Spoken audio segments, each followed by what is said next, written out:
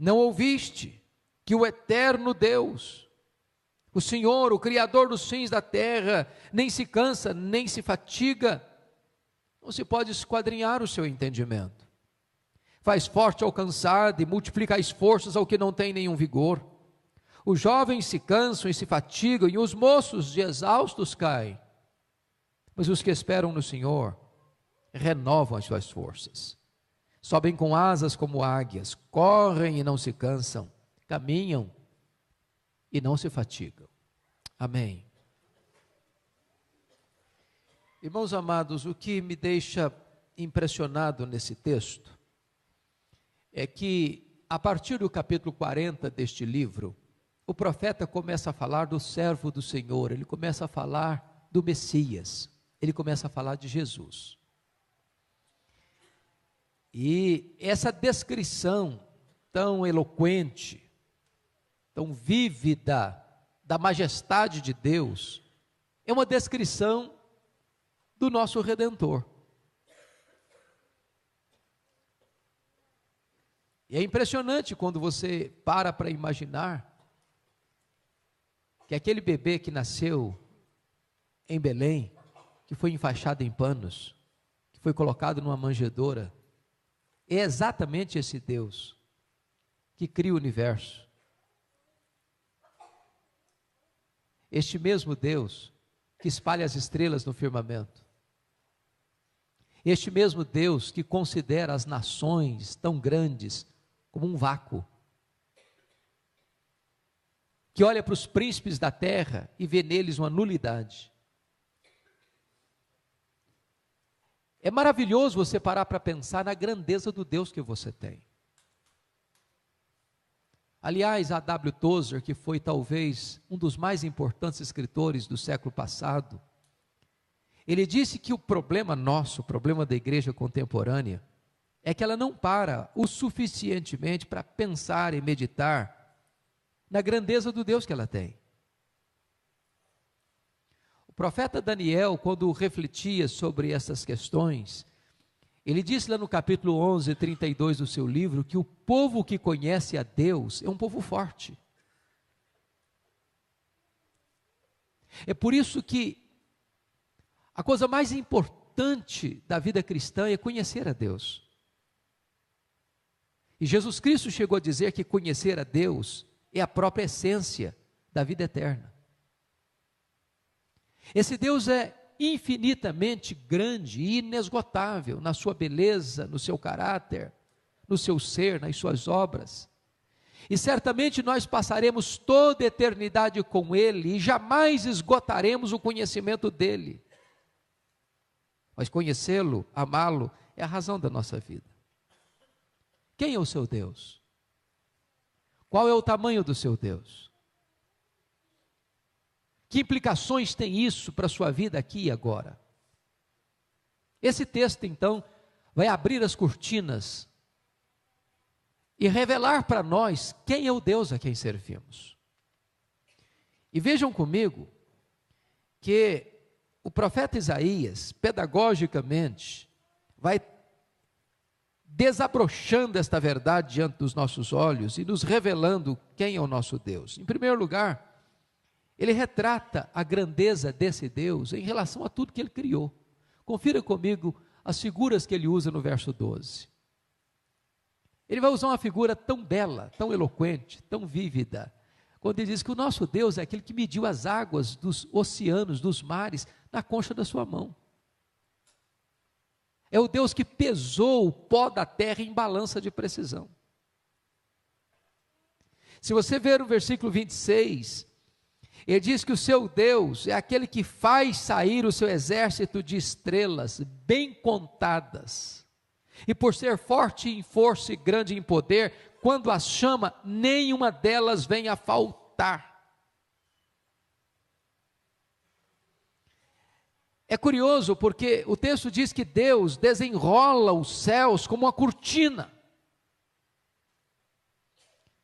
E quando você para pensar na grandeza do que isso significa, qual o tamanho desse universo? Se você perguntar, por exemplo, para um astrônomo qual o tamanho do universo, ele não vai saber te responder com precisão. É claro. Mas você e eu sabemos de um fato: o universo não é infinito. Porque a infinitude é um atributo exclusivo de Deus. O universo tem um limite, embora eu não saiba onde está. Dizem que tem mais de 92 bilhões de anos-luz de diâmetro. Dizem que tem mais estrelas no firmamento do que grãos de areia em todas as praias e desertos do nosso planeta. Mas o seu Deus não apenas criou todas essas estrelas, Ele conhece cada uma delas pelo nome. E chama cada uma delas pelo nome. E diz o texto que, por ser Ele forte em força e grande em poder, quando as chama, nenhuma delas vem a faltar.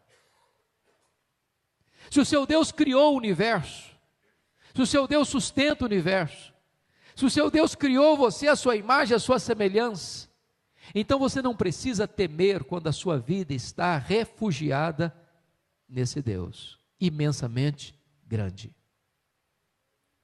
Agora confira comigo, em segundo lugar, nos versos 13 e 14, ele vai falar da grandeza de Deus em relação ao seu conhecimento. Veja aí, quem guiou o Espírito do Senhor ou como seu conselheiro o ensinou? Com quem tomou ele conselho para que desse compreensão? Quem o instruiu na vereda do juízo? Lhe ensinou sabedoria, lhe mostrou o caminho do entendimento.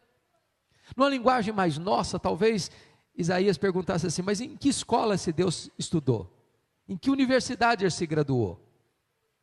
Quem foram os mentores de Deus para ele ser tão sábio, tão grande? Quem instruiu Deus? Quem deu entendimento a Deus? Quem ensinou ciência para Deus? Onde ele fez o seu curso de pós-doutorado para saber todas essas coisas, para ter todas essas instruções, para receber todo esse poder? E você começa a perceber perguntas que hoje ainda são feitas: mas quem criou Deus? Mas quem ensinou Deus? De onde vem esse conhecimento que ele revela? Quem passou esse conhecimento para ele? Em que escola ele se graduou? Quem foram os seus mestres? Quem foram os seus conselheiros?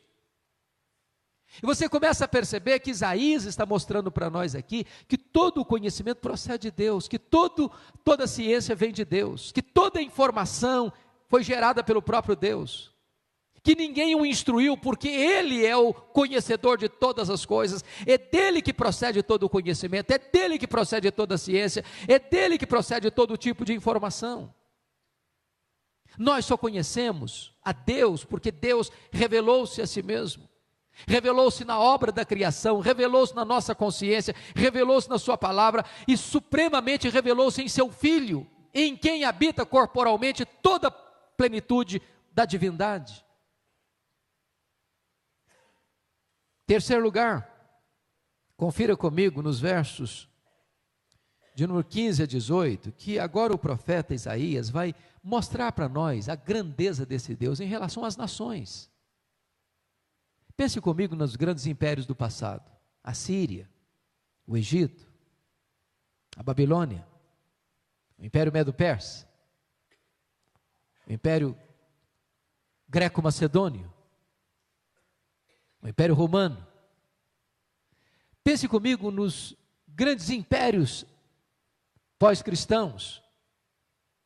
Ou pense comigo nas superpotências mundiais hoje: Estados Unidos, China, Japão, Alemanha, França, Brasil, Inglaterra. Pense comigo nos mais de 7 bilhões de habitantes do planeta. Como é que ficam essas grandes nações do presente, os grandes impérios do passado, em relação à grandeza e majestade de Deus? Veja aí, versículo 15. Eis que as nações são consideradas por ele como um pingo que cai de um balde, ou como um grão de pó na balança. Olha o verso 17. Todas as nações são perante ele como coisa que não é nada. Ele os considera menos do que nada, como um vácuo. Ele está usando uma linguagem eloquente, pomposa, para revelar para você e para mim que o seu Deus é maior do que tudo que Ele criou. Não que Deus não se importe com as nações. Ele é maior do que as nações. Porque às vezes o nosso problema é, de repente, imaginar que o que é criado é maior do que o Criador. Aí a gente tira os olhos do Criador para colocar os olhos na criação. E aí, em vez de a gente temer a Deus, a gente teme o que foi criado por Deus. E quando você para pensar que o seu Deus é majestoso, que o seu Deus é imensamente grande, e que você entende que as nações, por mais poderosas, economicamente, ou belicamente, ou politicamente, por mais que você imagine que as nações é que controlam a história, e que os reis da terra é que estão com as rédeas da história em suas mãos, nos equivocamos.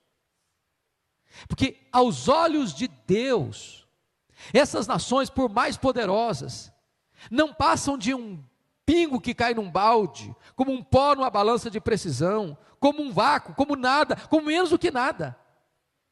Esse é o seu Deus, esse é o tamanho do seu Deus. Mas vejo ainda que o profeta prossegue no seu raciocínio, a partir do verso 19, até o verso de número 21, para comparar a majestade de Deus com os ídolos. Você sabe que desde que o homem caiu em pecado, é que o homem bandeou para a idolatria. E o homem tem essa capacidade de engano no seu coração, de criar um Deus para si mesmo, forjar um Deus para si mesmo, fabricar um Deus para si mesmo, e se prostrar diante desse Deus que ele mesmo fabrica. Talvez nenhum profeta descreveu com cores mais vivas o engano da idolatria do que o profeta Isaías. Lá no capítulo 44, ele chega a usar a seguinte figura, de um camarada que sai com um machado na mão, vai para uma floresta, derruba uma árvore, serra essa árvore, aí pega uma tora desta árvore e fabrica uma imagem, aí pega outra parte desta árvore e racha essa lenha e bota no fogo para fazer comida. E a parte da tora que ele usou para fazer uma imagem, ele cinzela essa imagem, coloca num oratório, num altar, e se prostra diante dela, e adora essa imagem como se fosse o seu Deus. Enquanto da mesma árvore da árvore que ele fabricou a imagem, ele bota no fogo para fazer comida. É ilógica a idolatria. É absurda a idolatria. Mas até hoje, as pessoas se rendem à idolatria, se curvam à idolatria. Fabricam de madeira, fabricam de gesso, fabricam de bronze, fabricam de ouro, cobrem de pedras incrustadas, pedras preciosas, e se prostram diante de alguma coisa que ele mesmo fez, como se fosse um Deus. Agora veja a linguagem do profeta. Versículo 19 a 21. O artífice funde a imagem, e o ourives a cobre de ouro, e cadeias de prata forja para ela. Preste atenção você, que ele está aqui pegando uma imagem e colocando os materiais nobres. Ouro, pedras preciosas, prata. Agora veja o verso 20. O sacerdote idólatra escolhe madeira que não se corrompe. Ele pega a melhor madeira, madeira nobre, e busca um artífice, perito, para assentar uma imagem esculpida que não oscile. Então ele procura a melhor madeira, ele procura o melhor profissional, ele procura os melhores materiais. E agora o verso 21 vem a pergunta: acaso não sabeis, porventura não ouvis, não vos tem sido anunciado desde o princípio, ou não atentaste pelos fundamentos da terra? O que é uma imagem diante de Deus? O que é um ídolo de escultura diante de Deus? É interessante o seguinte: quando uma pessoa faz uma imagem e se prostra diante dela e diz assim, para essa imagem: tu és o meu Deus. Ele pode fazer isso, mas ele jamais vai escutar a resposta: tu és o meu filho. tu és o meu povo. Porque não existe relação entre uma imagem e a pessoa que adora a imagem. E o texto está dizendo que, apesar de ser muito absurdo que as pessoas adorem uma imagem, nós podemos adorar o Deus que nos criou, que criou o universo.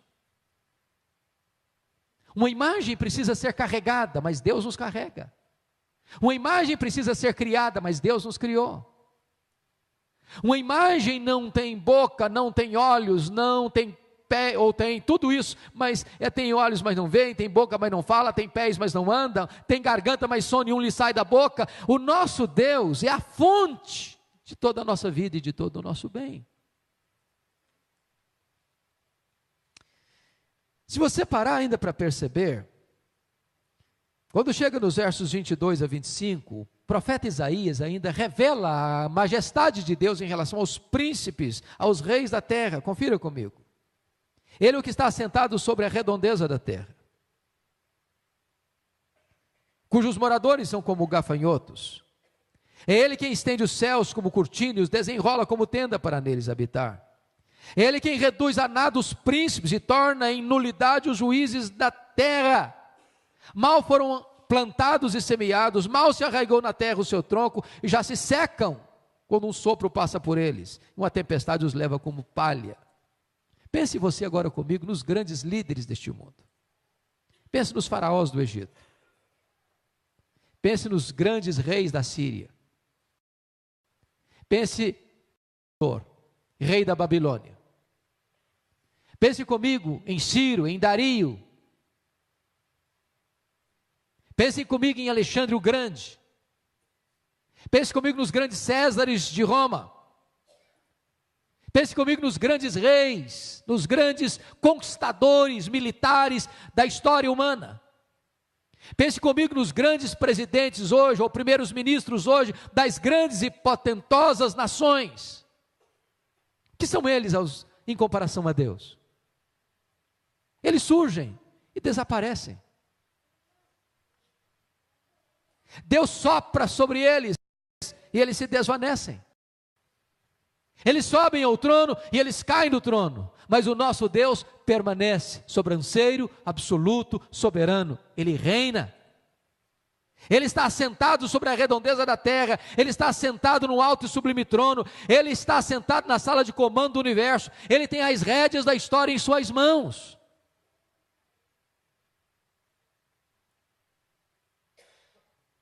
Por isso que no verso 25 surge a pergunta: a quem, pois, me comparareis para que eu lhe seja igual? Diz o santo, o nosso Deus é incomparável. Incomparável.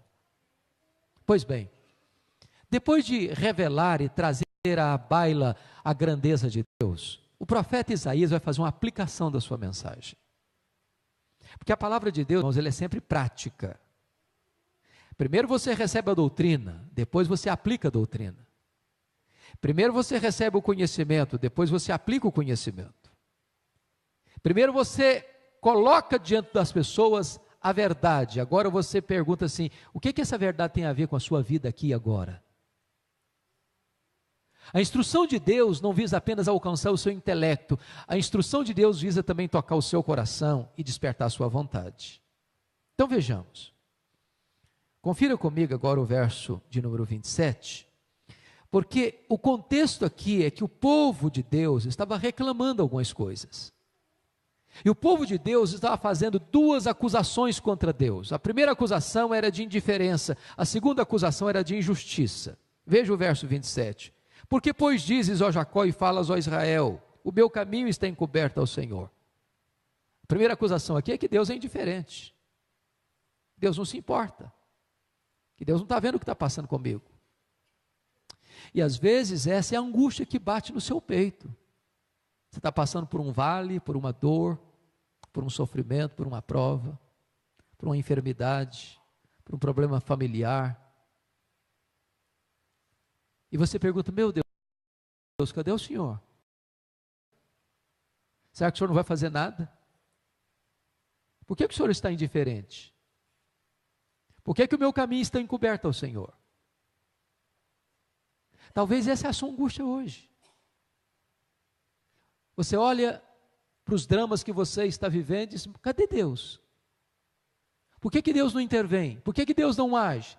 Talvez você levante a pergunta dos discípulos no mar da Galileia: Senhor, não te importas que pereçamos? Mas a segunda questão do povo com Deus não é apenas que Deus é indiferente, não. Estão acusando Deus de ser injusto. Olha aí a parte B do verso 27. E o meu direito passa despercebido ao meu Deus. Note aqui que o povo agora considera que possui direitos, mas o seu direito está lhe sendo negado. Se você tem um direito, o seu direito é negado a você, isso é injustiça. Você merece algo e Deus não está lhe dando o que você merece. E eles estão chamando Deus não apenas de indiferente, mas estão chamando Deus de injusto. Veja a resposta no verso 28. Não sabes, não ouviste que o eterno Deus, o Senhor, o Criador dos fins da terra, nem se cansa, nem se fatiga. Deus não está tão ocupado a ponto de não conseguir olhar para você, de se importar com você, de ver os... Deus não está cansado, Deus não está dormindo, Deus não está de viagem. Deus não está ocupado com outras coisas a ponto de não ter tempo para você. Eu já escutei tanto crente falar isso. Meus problemas são muito pequenos para Deus se preocupar com eles. Deus deve ter coisa mais importante. Irmãos, Deus não se cansa, Deus não se fatiga, Deus não está ocupado demais a ponto de não poder olhar para você. Seus grandes problemas ou seus pequenos problemas estão completamente diante dos olhos de Deus. Agora, o que o profeta está dizendo aqui, no verso 28, é o seguinte: ele não se cansa e nem se fatiga. Discernir os propósitos da providência carrancuda de Deus na nossa vida. Nada foge ao seu controle, nada foge à sua providência. Até mesmo as providências carrancudas fazem parte do projeto de Deus para trabalhar em nós e depois através de nós. Veja o verso 29. Faz forte ao cansado e multiplica as forças ao que não tem nenhum vigor. É maravilhoso isso.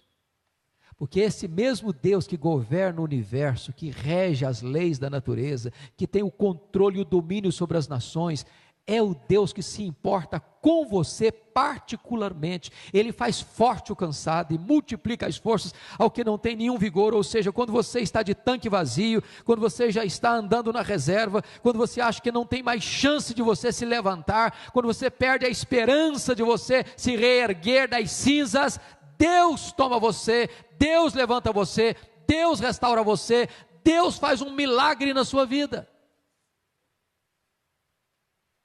E essa força que Deus dá não é a força da juventude, não é a força dos músculos, não é a força apenas da saúde, porque o verso 30 diz: os jovens se cansam e se fatigam, e os moços de exaustos caem. Aqueles que confiam na sua inteligência, esses estão confiados num bordão roto demais, fraco demais. Mas o verso 31 diz: mas os que esperam no Senhor renovam as suas forças. Renovam as suas forças. Onde está a sua esperança? Onde está o seu refúgio? Em quem você está confiando? Quem é o seu Deus? Os que esperam no Senhor renovam as suas forças. Você precisa de renovação para as suas forças nesta manhã? Você precisa de um refúgio verdadeiro nesta manhã? Você precisa de uma força que é muito maior do que a sua. Os que esperam no Senhor renovam as suas forças. E o profeta faz uma comparação aqui interessante.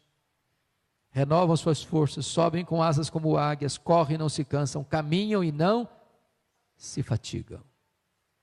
Ele compara aqui com uma águia. E eu queria que você olhasse para o verso 31 e descobrisse aí quais são os 3 verbos que o profeta usa para aqueles que esperam no Senhor e que têm suas forças renovadas. Veja aí os verbos: sobem.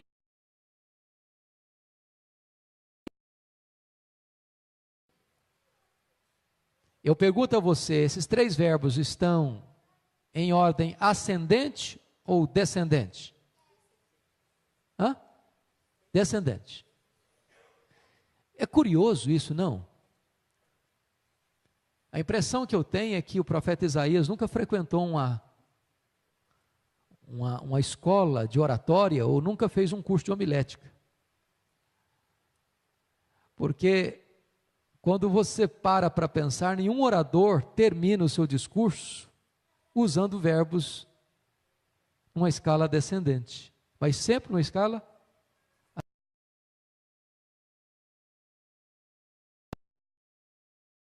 fatigam, correm e não se cansam, e sobem com asas como águias. Não seria assim? Você terminaria esse texto? Por que o profeta termina em ordem inversa? Por quê? Possivelmente, queridos irmãos, porque a maioria de nós sobe algumas vezes. A maioria de nós corre poucas vezes. Mas todos nós caminhamos todo dia. Sabe o que esgota as suas forças? Que drena as suas energias? Não é as poucas vezes que você voa. É a sua rotina. É o seu dia a dia. É a sua caminhada do dia a dia. Vai para a escola, volta da escola, faz prova, entrega trabalho, vai para o trabalho, a azáfama, a faina do dia a dia. Pega filho na escola, leva filho para a escola. Essa rotina às vezes cansa. Essa rotina às vezes desanima. Essa rotina às vezes rouba as suas forças, tira o brilho dos seus olhos. E eu quero dizer para você que Deus